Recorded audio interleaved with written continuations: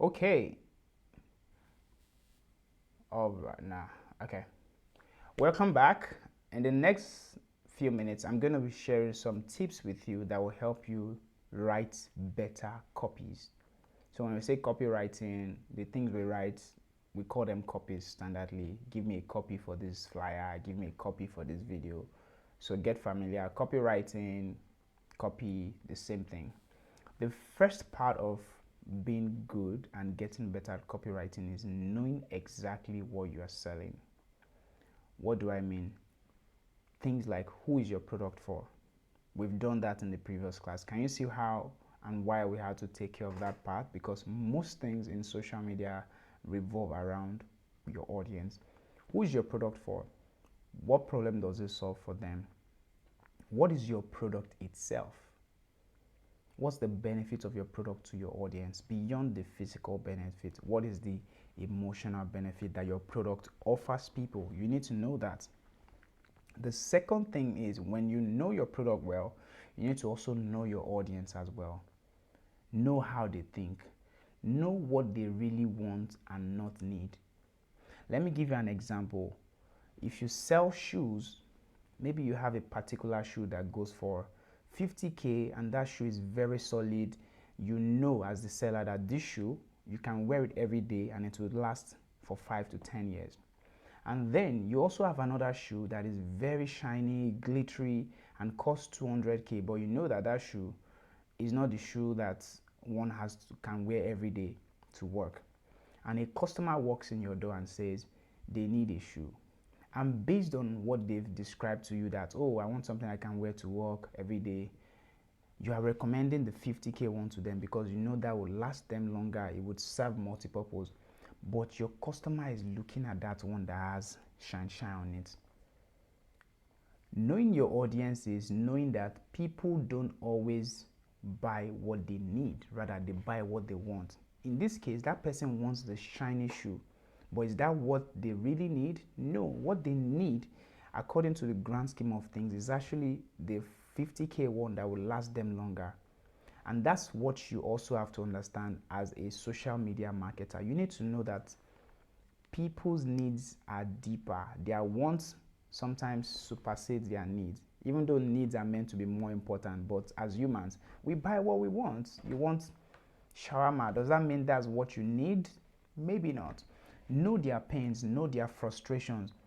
What is getting them up every day that is worrying them? How can you communicate your product as what would solve that problem? The reason why this is important is details like know your product, know your audiences. When you know these things, I use the word mirror, then you can mirror it back to them in your copy. You can let them know that, do you want a shoe that when you wear and step into that wedding, even the in-law is going to wish you are their in-law? Something like that. It will speak to those people because they're like, yes, they want to stand out in a wedding. The next thing is, you need to understand that platforms are different. When I say platform, I mean social media platforms. The way you speak and talk on LinkedIn is not the same way you write on Facebook. So when writing or when publishing articles, content on these platforms, you also need to understand the uniquenesses of the platform. And it's not because they are so different from how they operate, but people's mind frames on platforms are different. The way I am on WhatsApp is not the way I interact on Facebook. And it's the same for you and the same for every person. Therefore, you also have to understand that and factor it into your writing. All right.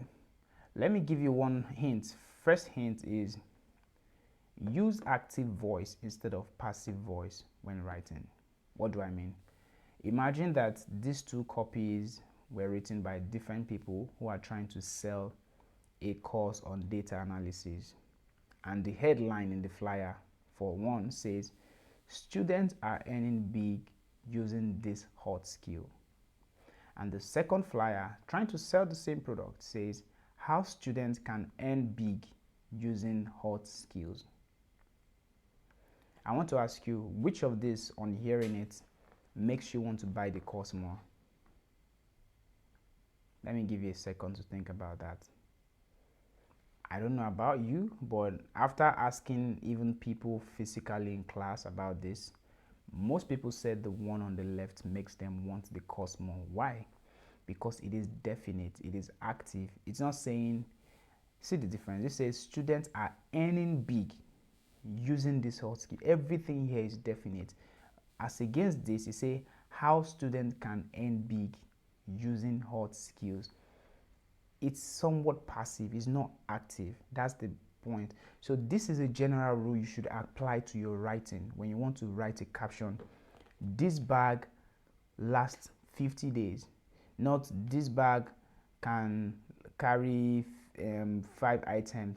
Rather say this bag contains 5 laptops, and this. Just be definite with your word. That's the summary. I can't give you all the examples that they are, but the summary of this point is be definite with your writing. This product can do XYZ. Don't be sounding like you're unsure. Like, sound very definite and guaranteed. Be concise. Be concise. This is a rule for everything.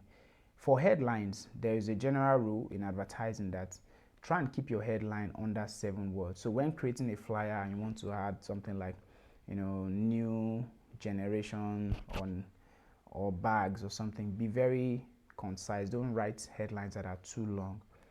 Examples of good headlines are this: create an e-commerce website in 5 days.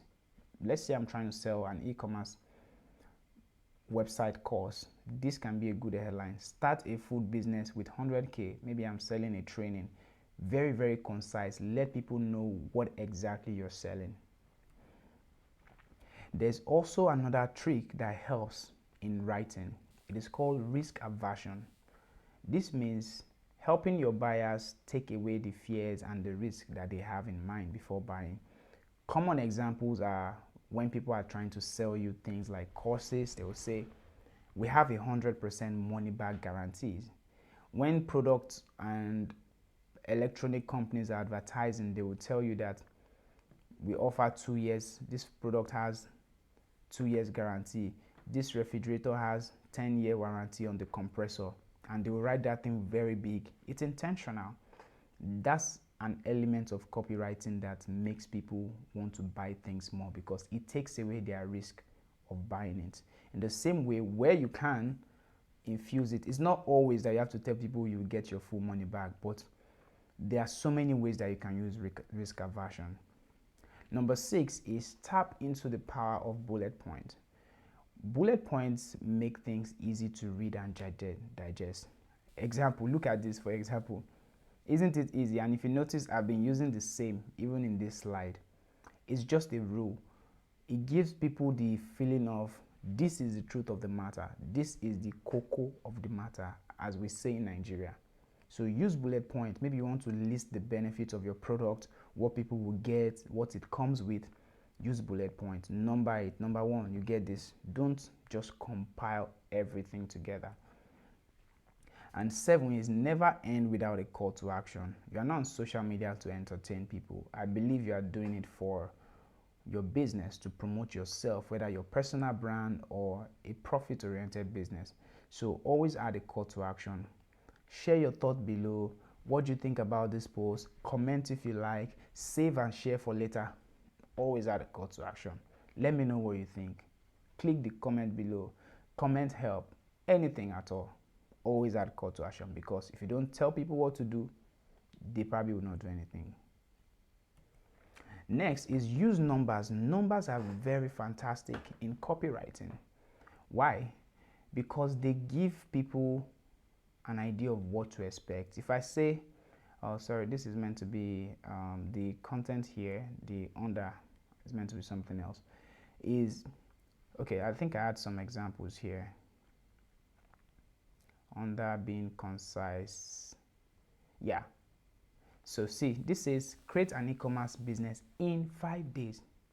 Start a food business with 100K. Use numbers. Numbers always give people the notion of this is clear enough, this is going to be simple enough. They know exactly what to expect. 5 ways to style your bag, 5 ways to get a discount from us, 5 ways to buy. Just always use numbers when you can. It makes life easy for people, and they will be more willing to engage with your content. And the final one is use power words. What are power words? Power words are words that reinforce your point in a statement. Example: guaranteed, instantly, free, comprehensive. See some examples of that being in use.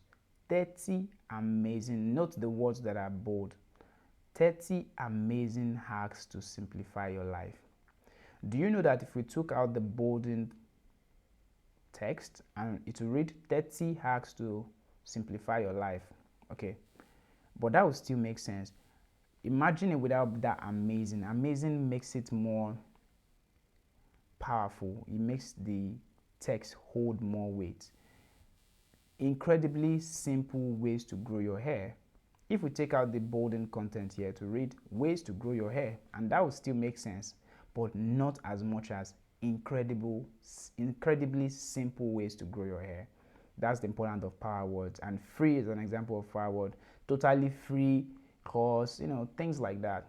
The next thing we're going to do is I'm going to show you an example of a landing page, and I'll show you how they use some of these elements that I just listed: risk aversion, bullet points, so that you can be familiar with how this really works. So I'll see you in the next video.